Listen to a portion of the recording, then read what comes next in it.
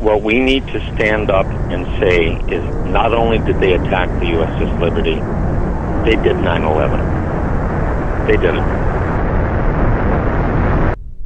I have had long conversations over the past 2 weeks with contacts at the Army War College, at Headquarters Marine Corps, and I've made it absolutely clear in both cases that it is 100% certain that 9/11 was a Mossad operation, period.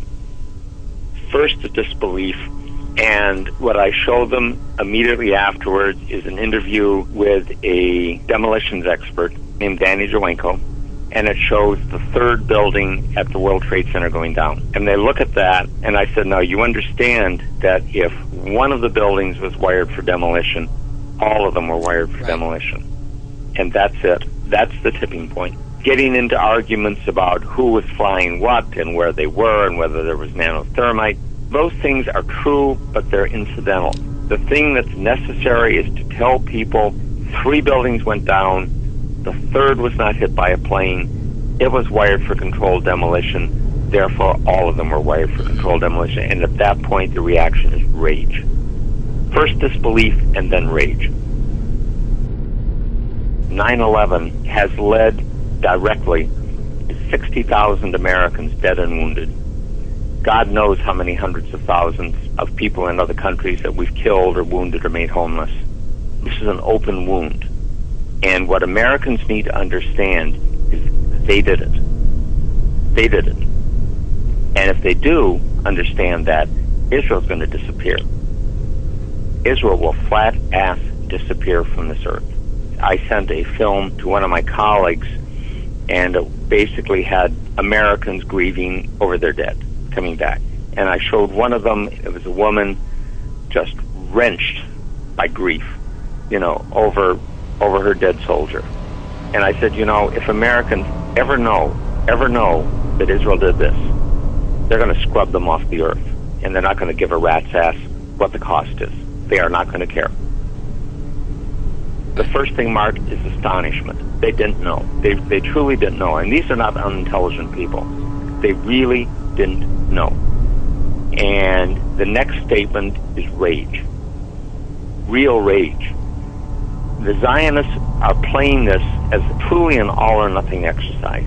Because if they lose this one, if the American people ever realize what happened, they're done.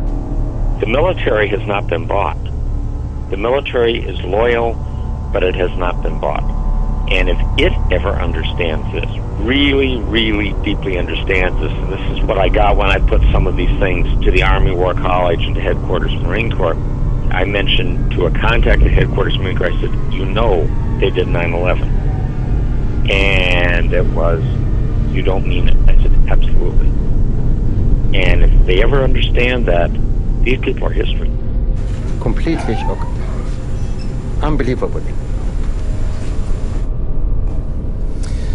Right, that's the view from the Palestinian side. Joining me now here in the BBC World studio is the former Israeli Prime Minister Ehud Barak, who's in London at the moment. Mr. Barak, welcome to BBC World.